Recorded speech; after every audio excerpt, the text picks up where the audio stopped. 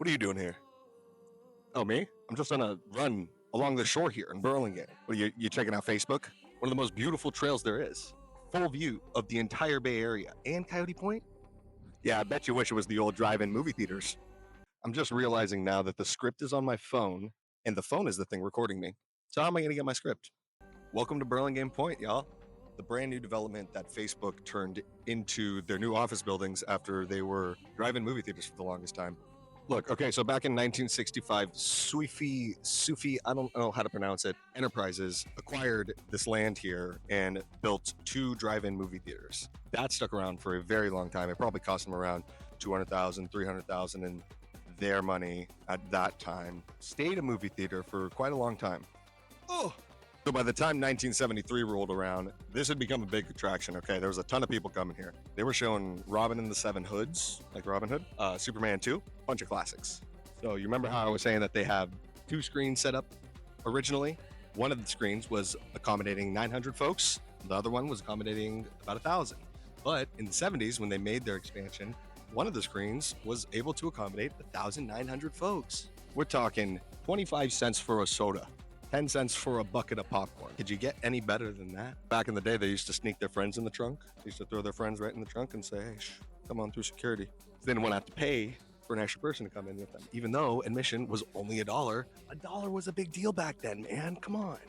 You know what's kind of interesting? Drive-in movie theaters used to be huge around here in the Bay Area, but by the time the 90s kind of rolled around, people were sick and tired of being out here in the cold by the bay. And they're like, the indoor movie theater doesn't sound too bad. So it declined pretty rapidly in the 90s. It shut down in 2001. And really, they didn't start development here until like mid-2010s. Now, after using a few of my realtor tools, I actually found out how much they bought this place for. I believe it was $47.7 million, which isn't that bad in hindsight. I mean, when you're talking about bayfront property in one of the nicest cities in the peninsula, it's kind of hard to beat that. The views are nuts, though. You remember when we were over there and we did the video about the Castaways and Pacific City? I mean, there's so much history that's almost forgotten here in Burlingame.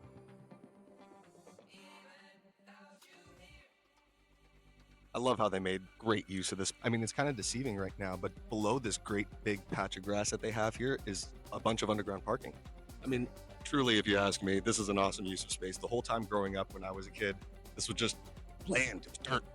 I'm pretty torn as a local when it comes to developments like this because in some ways, this parcel, this whole coastal little piece right here was just a big lot of dirt. Most boring thing ever, had no use, had no service to us. I'm glad that a little bit of development has gone up here. We have these nice little art pieces. They have benches to sit. Thankfully, they're not, what's the phrase?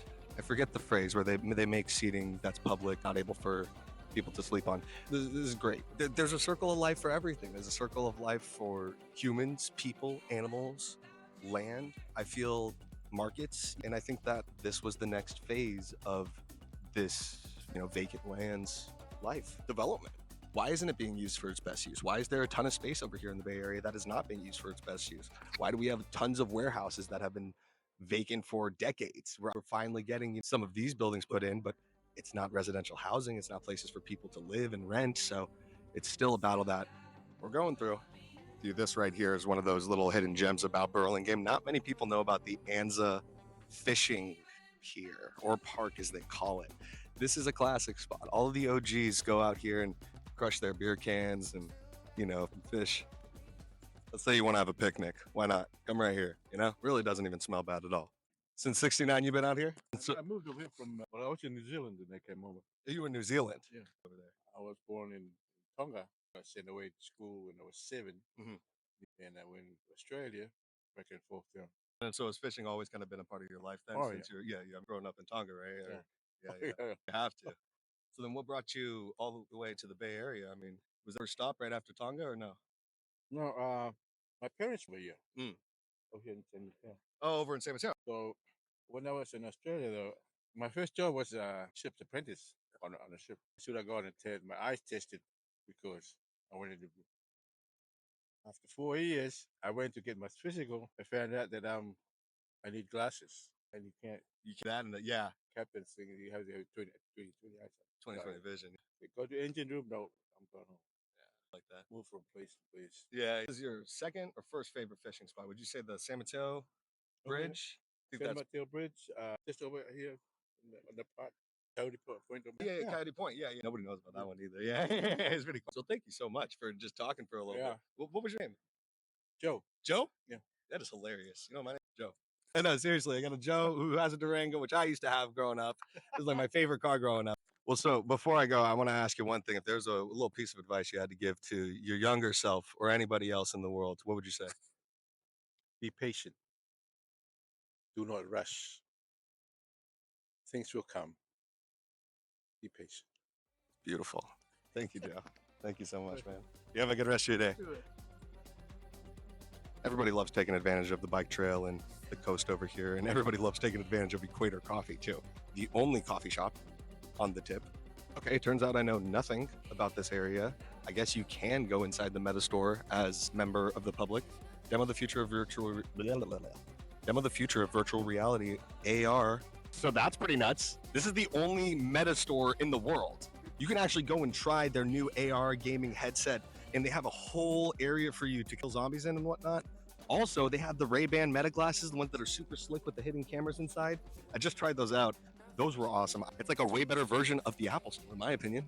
And this is huge to help us out visualize what's going on here.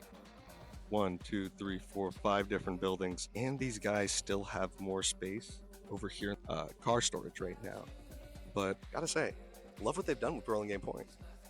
The views that you get from here are pretty nuts too. I love the art sculptures like I mentioned before, but look at that.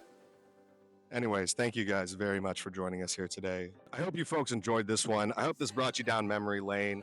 I hope this opened your horizons as to what was here before, because how do we know where we're going if we didn't know where we came from? Thanks for watching.